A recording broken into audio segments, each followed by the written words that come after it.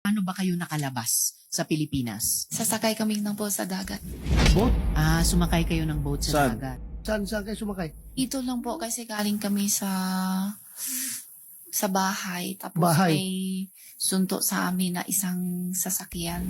Saan kayo dinala? Anong klaseng sasakyan? Van. Van. And then, saan nga kayo dinala? Hindi ko alam kung sa yung lugar. Siguro biyahe kami ng ilan oras. Hindi ko Mga ilang masabi. oras? Hindi ko matantaas yung matagal din. Araw kayong umalis, then gabi kayo dumating doon? Or araw kayong umalis, araw din dumating? Halos tapos ng dinner. Pero umalis kayo ng Manila, araw pa?